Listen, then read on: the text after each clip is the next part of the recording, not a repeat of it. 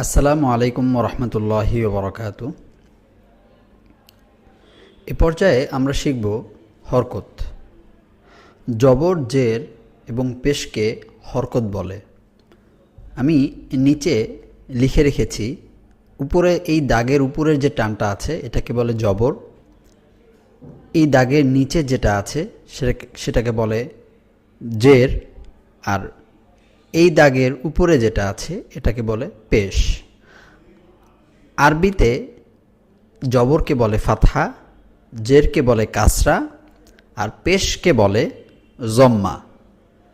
যেহেতু আমাদের দেশে জবর, জের, পেশ এই শব্দগুলো প্রচলিত, সেজন্য আপনাদের সুবিধার্থে আমি জবর, জের, পেশকেই রিপ্রেজেন্ট করছি।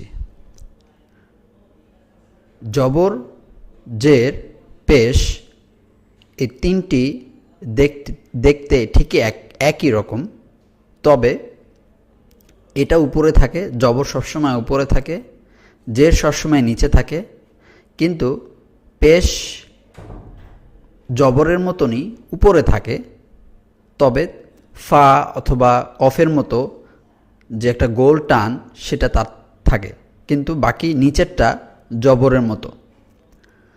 বিষয়টা খুবই সিম্পল। তো আমি পড়ব এবং আপনিও আমার সাথে সাথে পড়বেন। চলুন শুরু করি। আলিফ জবর আ, বা জবর বা, তা জবর তা, সা জবর সা, জিম জবর যা, হা জবর হা, খ জবর খ। আপনি আমার সাথে সাথে পড়বেন, তাহলে সবচেয়ে ভালো হয়, আপনি বুঝতে পারবেন। অথবা আমি একটু পজ নিব হরফটি উচ্চারণ করার পরে, এর মধ্যে আপনি পড়ে নেবেন। তো আমি আবার পড়ছি। আলিফ জবর আ, বা জবর বা, তা জবর তা, সা জবর সা, জিম জবর যা, হা জবর হা, খ জবর খ, দাল জবর দা, জাল জবর জা, র জবর র, ঝা জবর ঝা, সিন জবর সা, শিন জবর শা, সদ জবর স, দদ জবর দ, ত জবর ত, য জবর য, আইন জবর আ, গইন জবর গ, ফা জবর ফা, কফ জবর ক, কাফ জবর কা, লাম জবর লা, মিম জবর মা, নুন জবর না, ওয়াও জবর ওয়া, হামজাহ জবর আ, হামজাহ জবর আ, ইয়া জবর ইয়া, ইয়া জবর ইয়া। জবর খুবই সহজ, জেরও ঠিক তেমনই সহজ। তো চলুন শুরু করি।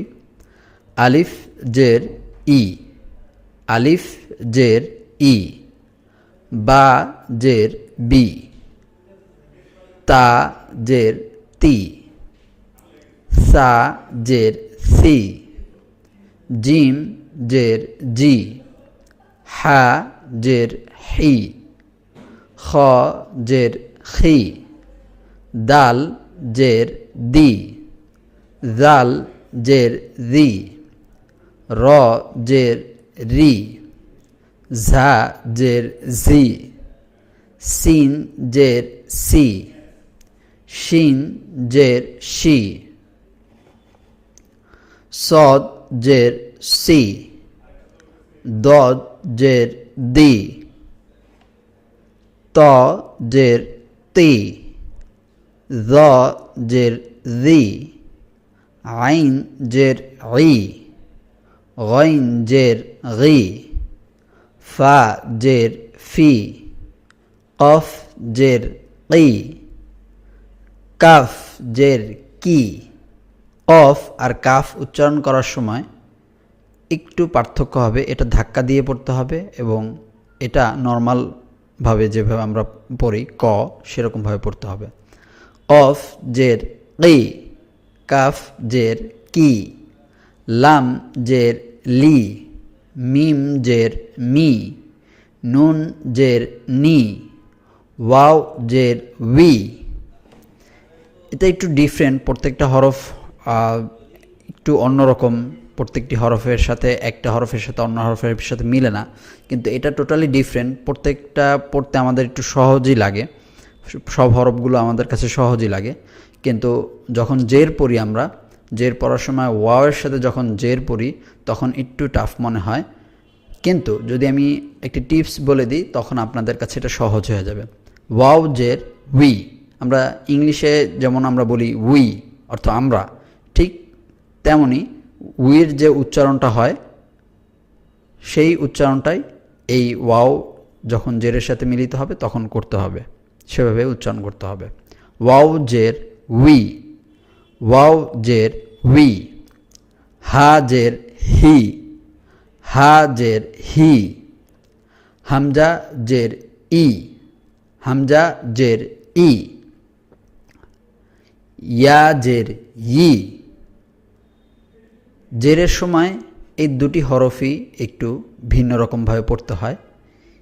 ইয়া জবর ইয়া, ইয়া জের ই, ই রস্বই অন্তরস্বিক অন্তস্তয় আকার না বলে আমরা মূলত রস্বই অন্তস্তয় আকার পড়ি, অর্থাৎ ইয়া, কিন্তু রস্বীকার দিতে হবে, অন্তস্তয়ের আগে রস্বীকার দিতে হবে, তাহলে হবে ই, ই, ই, ইয়া জের ই। আমরা জবর এবং পেশ পড়ে ফেললাম, এখন আমরা পড়ব পেশ। তো উপরের যে দুইটি লাইন আছে আপনারা সেখানে তাকাবেন, আমি এখান থেকেই পেশ বানিয়ে দিচ্ছি। আলিফ পেশ উ, বা পেশ বু, তা পেশ তু, সা পেশ সু, জিম পেশ জু, হা পেশ হু, খ পেশ খু, দাল পেশ দু, জাল পেশ জু, র পেশ রু, ঝা পেশ ঝু, সিন পেশ সু, শিন পেশ শু, সদ পেশ সু, দদ পেশ দু, ত পেশ তু, য পেশ জু, আইন পেশ উ, গইন পেশ গু, ফা পেশ ফু, কফ পেশ কু, কাফ পেশ কু, লাম পেশ লু, মিম পেশ মু, নুন পেশ নু, ওয়াও পেশ হু।